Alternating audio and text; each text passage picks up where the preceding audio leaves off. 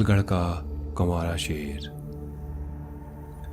हमारे शीतकालीन निवास से 3 मील दूर वन के हृदय में 400 गज लंबा और उससे आधा चौड़ा मरकत घास से युक्त और चारों तरफ बड़े बड़े वृक्षों से घिरा हुआ और बीच बीच में वेत्र लताओं की झालरों वाला एक खुला हुआ क्षेत्र है, जिसकी सुंदरता में कोई अन्य क्षेत्र उसके बराबर नहीं है। उसी में पहले पहल मैंने वह शेर देखा जो संयुक्त प्रांत अब उत्तर प्रदेश में सर्वत्र पौलगढ़ का कंवारा शेर नाम से ज्ञात था और 1920 से 1930 तक इस प्रांत में सर्वाधिक चाहा जाने वाला बड़े आखेट का विजयोपहार था। सर्दियों में सवेरे सवेरे एक दिन जब सूर्य अभी अभी उदय हुआ ही था कि मैं खुले क्षेत्र से ऊपर दिख रही ऊंची भूमि के शिखर पर गया।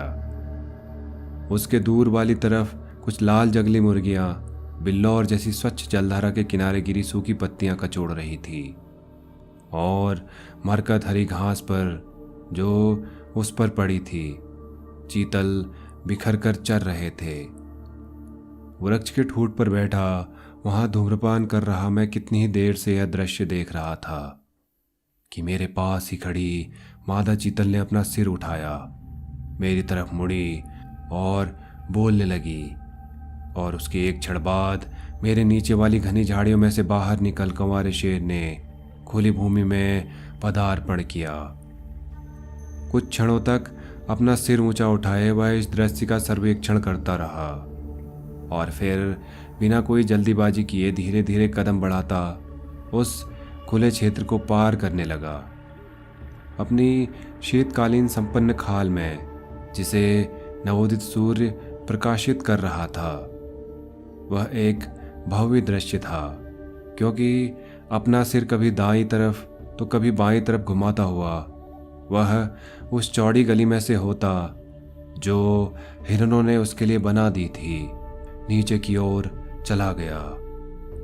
नाले पर जाकर वह लेट गया। फिर उसने अपनी प्यास बुझाई और नाले के पार कूद गया और उसके पार वाले घने जंगल में घुसा और जंगलवासियों द्वारा दिए सम्मान को स्वीकार करते हुए 3 बार बोला। जिस समय वह खुली भूमि में प्रविष्ट हुआ था तब से प्रत्येक चीतल बोला था, प्रत्येक जंगली मुर्गी कुड़कुड़ाई थी और वृक्ष पर चढ़े वानर दलों का प्रत्येक सदस्य रिरियाया था। कंवारा शेर उस सवेरे उस क्षेत्र में काफी दूर चला आया था, क्योंकि उसका घर वहां से 6 मील खड्ड में था। ऐसे क्षेत्र में रहते हुए जहां शेरों का अधिकांश हाथियों पर सवार हो मारा जाता था, उसने अपने घर का चुनाव बुद्धिमत्ता पूर्वक सोच समझ कर ही किया था। पहाड़ की तली तक जाता यह खड्ड आधा मील लंबा, दोनों तरफ ढलवा और कई हजार फुट तक ऊंचा हो गया था। खड्ड के ऊपरी सिरे पर लगभग 20 फुट ऊंचाई से गिरता जल प्रपात था और निचले सिरे पर जहां पानी ने लाल चिक्कड़ को काट दिया था, संकीर्ण होता होता यह 4 फुट ही रह गया था। इसलिए कोई भी शिकारी जिसकी कंवारे शेर के साथ फैसलेबाजी करने की इच्छा हो, जब वह घर पर हो तो ऐसा वह पैदल रहकर ही कर सकता था। उसका यह सुरक्षित आश्रय था और सरकार द्वारा रात्रि शिकार प्रतिबंधित कर दिए जाने से कंवारे को अपनी अत्यधिक अभिषिप्ति खाल पर अपना ही आधिपत्य बनाए रखना संभव हो गया। कटड़े का चारा लगा। उसकी सहायता से उसे मारने के लिए अनेक और बार बार किए गए प्रयत्नों के बावजूद कंवारे पर कभी गोली नहीं चल पाई।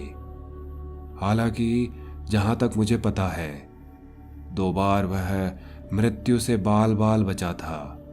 पहली बार अच्छी तरह हाका कराने के बाद एक सहायक रस्सी जिससे बनाकर मचान लटकाया गया था। क्रांतिक क्षण में फ्रेंड एंडरसन की राइफल इधर उधर करते समय बीच में पड़ गई और दूसरी बार कंवारा हाका शुरू होने से पहले ही मचान पर आ धमका और वहां उसे हुई सैड़ी पाइप भरते मिला। इन दोनों अवसरों पर उसे केवल कुछ फुट की दूरी से देखा गया था और फ्रेड एंडरसन ने उसे सेटलर खच्चर जितना बड़ा बताया, पर एडी ने कहा कि वह गधे के बराबर आकार का था।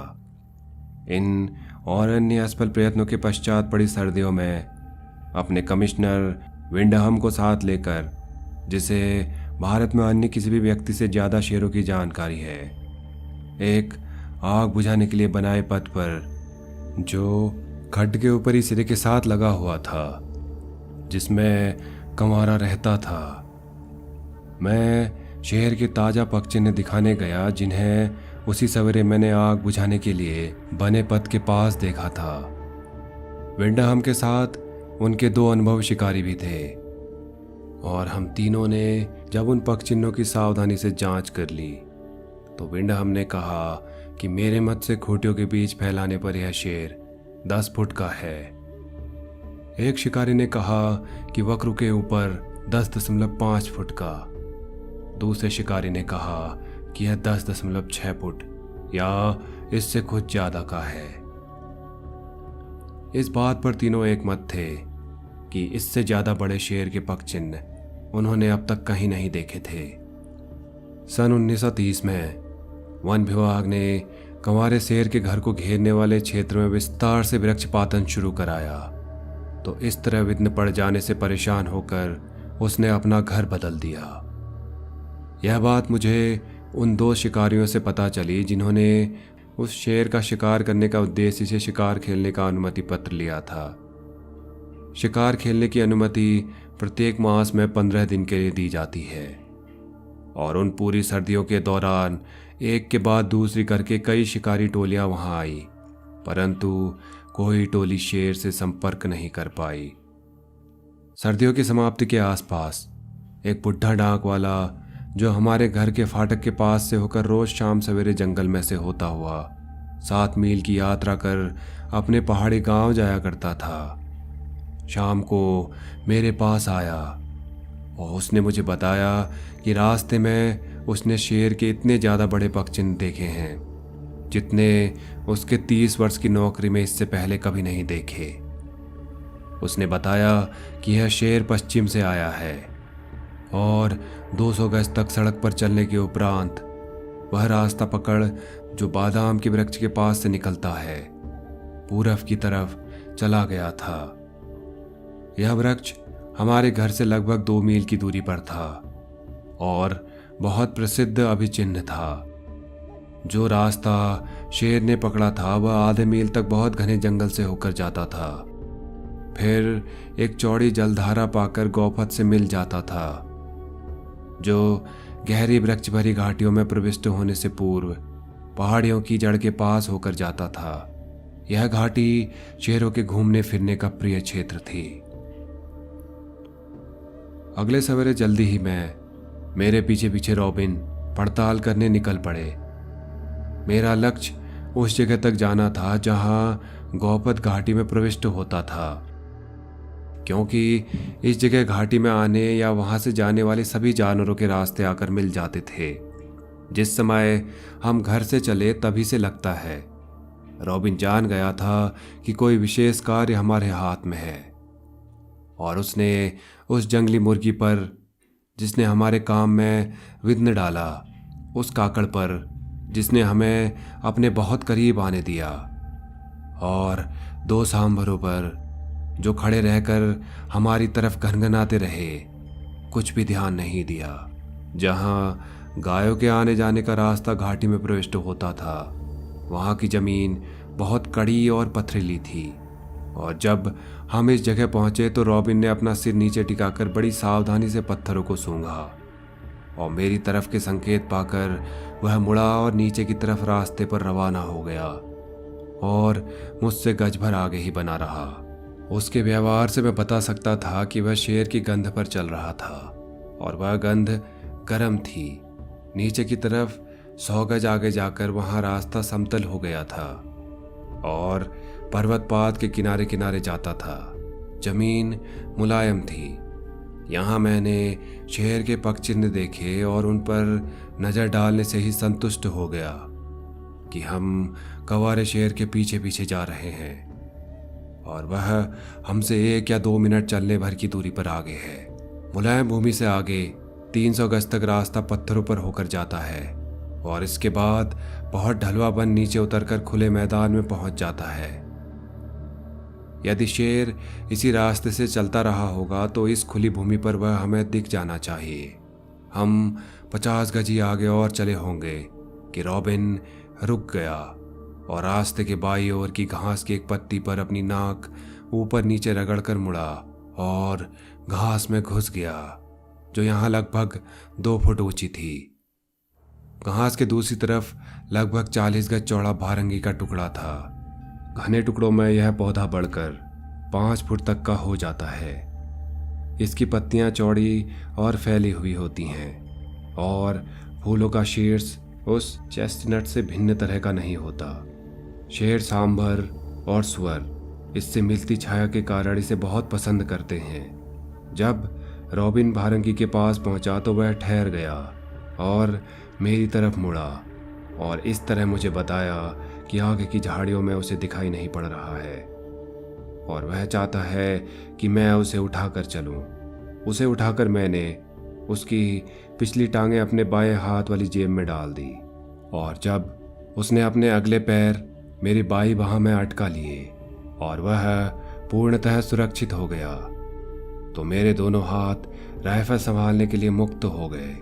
ऐसे मौक़ों पर रॉबिन बिल्कुल संजीदा बना रहता था और उसे चाहे जो कुछ दिखाई पड़े और गोली चलने के पूर्व और उसके पश्चात हमारी खोज का पशु कैसा भी आचरण क्यों न करे, वह बिल्कुल न हिलता डुलता, न मेरा निशाना चूकने देता और न मेरी दृष्टि में बाधा बनता।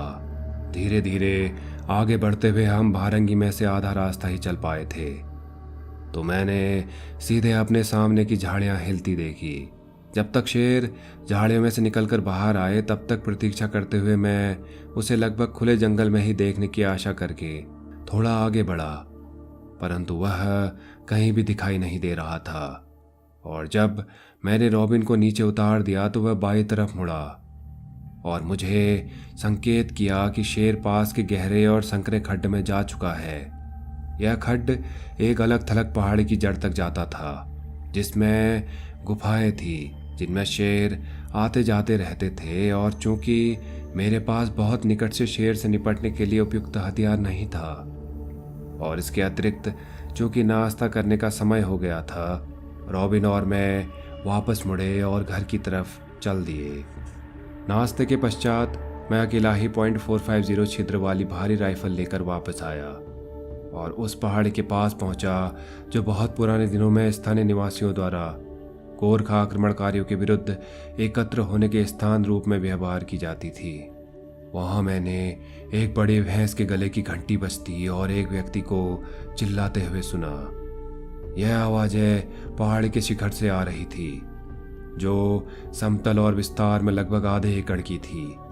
इसलिए मैं ऊपर चढ़ा और वहां एक व्यक्ति को वृक्ष पर चढ़े सूखी टहनी पर अपनी कुल्हाड़ी के उल्टे सिरे से चोट करते और चिल्लाते हुए देखा, जबकि पेड़ की जड़ पर भैंसें इकट्ठाए हुए खड़ी थी। जब उस आदमी ने मुझे देखा तो उसने यह कहते हुए मुझे पुकारा कि मैं उसे और उसकी भैंसों को इस ऊंट जितने आकार वाले शेर से बचाने के लिए समय रहते पहुंच गया हूं, जो घंटों से उन्हें डरा धमका रहा है। उसकी कहानी से मैंने यह समझ लिया कि मेरे और रॉबिन के घर के लिए चल देने के थोड़ी ही देर बाद शेर उस पहाड़ी पर आ गया था और जब उसने अपनी भैंसों के लिए बांस की पत्तियां काटनी शुरू की तो उसने शेर को अपनी तरफ आते देखा।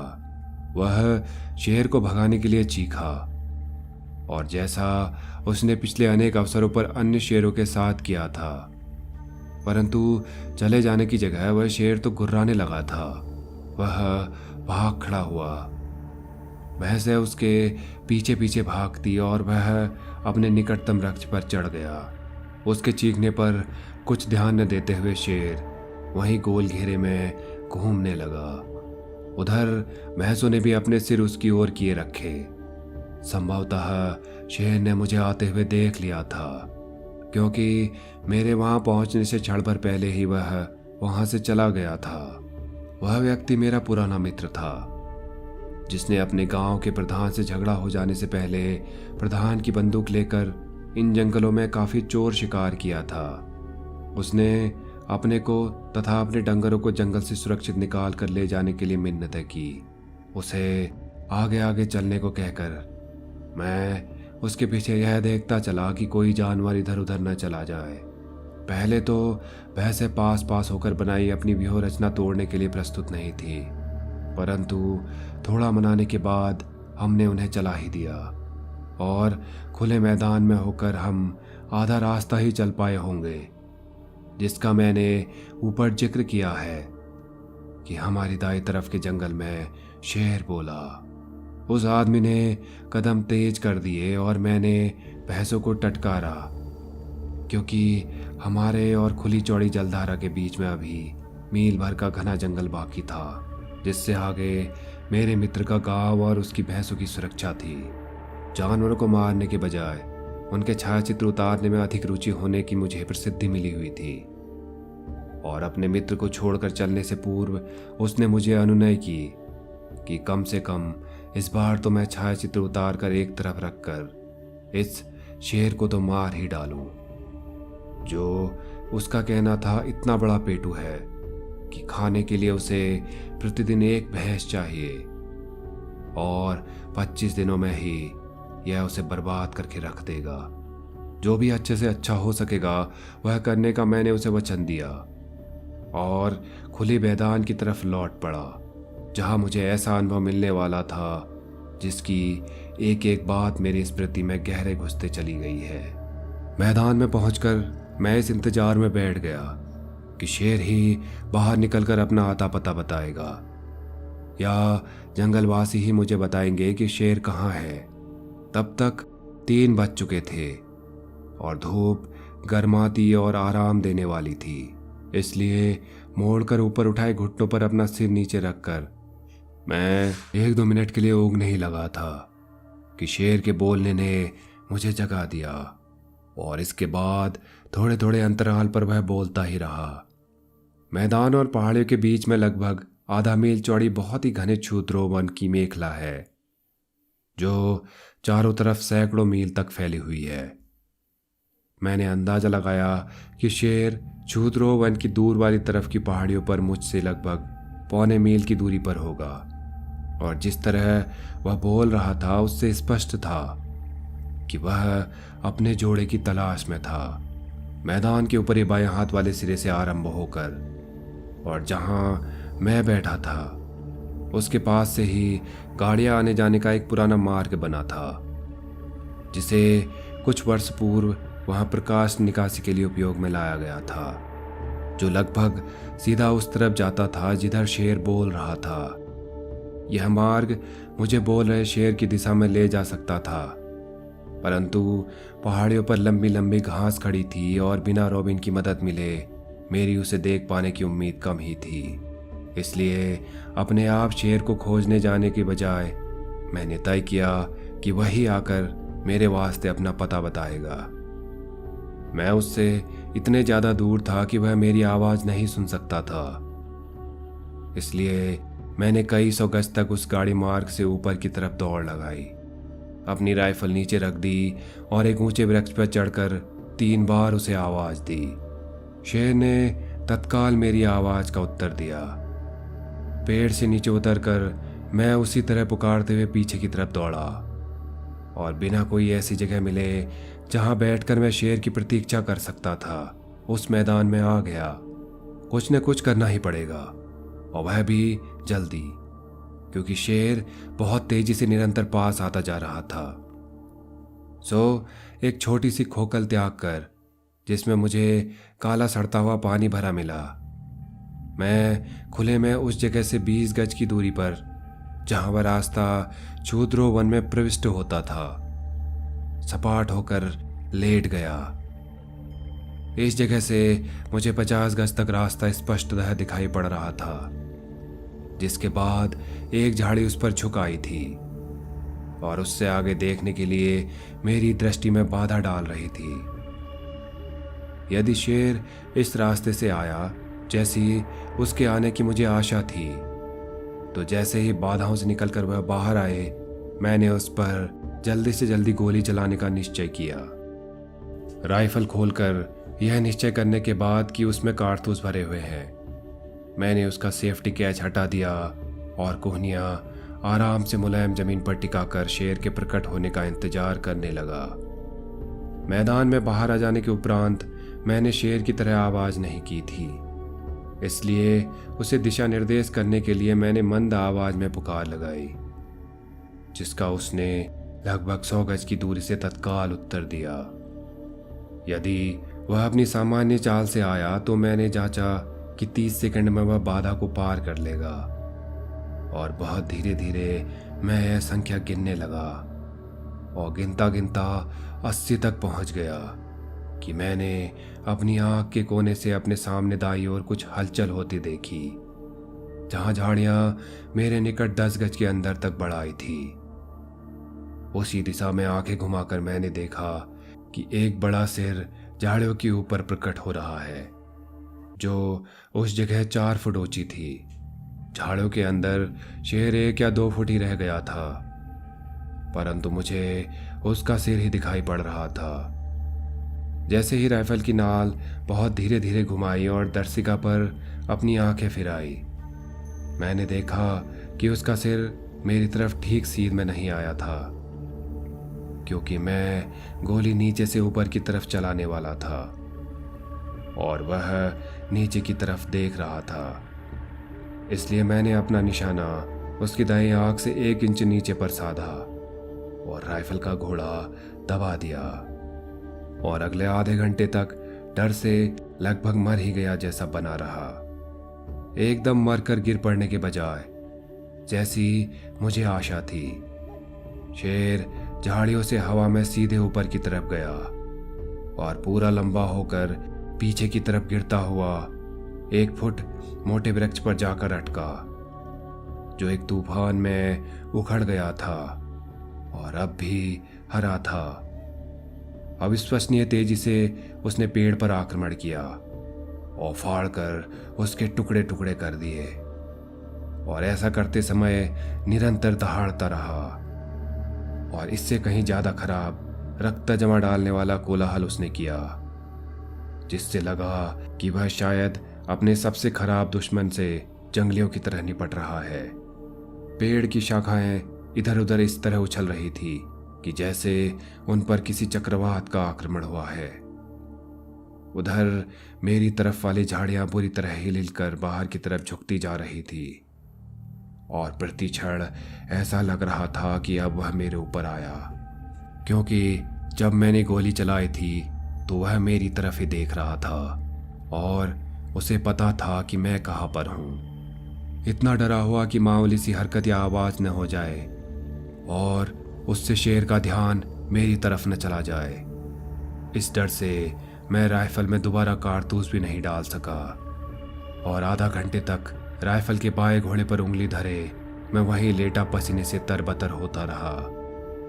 अंततः वृक्ष की शाखाओं और झाड़ियों का इधर उधर लहराना बंद हुआ और उसका दहाड़ना भी कम बारंबारता से होने लगा, और आखिर में मुझे राहत देता बंद भी हो गया। आधा घंटा और मैं वहीं बिल्कुल निश्चेष्ट हुआ पड़ा रहा।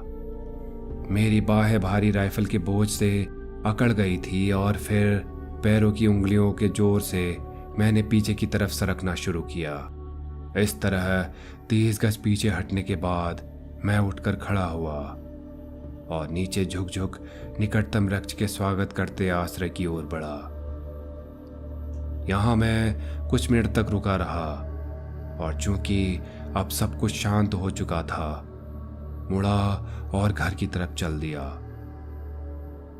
अगले सवेरे अपने एक आदमी साथ लेकर, जो वृक्ष चढ़ने में बहुत दक्ष था, मैं वापस आया। पिछली शाम मैंने इस बात पर ध्यान दिया था कि खुली भूमि के किनारे और उस जगह से जहां शेर मर कर गिरा था, लगभग 40 गज की दूरी पर एक पेड़ उगा हुआ था। बड़ी सावधानी बरतते हुए हम उस वृक्ष तक पहुंचे, और जब वह आदमी उस वृक्ष की चोटी पर चढ़ा तो मैं वृक्ष के पीछे खड़ा रहा। लंबे समय तक और बड़ी सावधानी से पड़ताल करने पर उसने नीचे की तरफ देखा और अपना सिर हिलाया, और जब पेड़ से उतरकर भूमि पर आकर मुझे मिला तो उसने मुझे बताया कि काफ़ी लंबे क्षेत्र की सभी झाड़ियाँ जमीन तक नीचे गिरकर समतल पड़ी हुई है, परंतु शेर कहीं भी दिखाई नहीं पड़ रहा है। मैंने उसे यह अनुदेश देकर कि वह ध्यानपूर्वक बारीकी से देखता रहे और यदि झाड़ियों में कुछ हिलता डुलता लगे तो मुझे चेतावनी दे दे। उस आदमी को फिर से वृक्ष पर उसी जगह बैठने को भेज दिया और उस जगह स्वयं नजर डालने के लिए आगे बढ़ा जहां शेर गरजता रहा था। वह किसी प्रयोजनार्थ ही गरजा था, क्योंकि वृक्ष की शाखाएं और लकड़ी की परतें फाड़ डालने के अलावा उसने कई झाड़ियां भी जड़ से उखाड़ और कई अन्यों को दांत से काट डाला था। रक्त काफी मात्रा में सर्वत्र छिटका हुआ था और उस जगह के जहां जमे हुए रक्त के 2 गर्त से बने हुए थे, निकट 2 इंच वर्ग का हड्डी का टुकड़ा भी पड़ा था, जिसे मैंने जांच पड़ताल के पश्चात शेर की खोपड़ी का भाग पाया।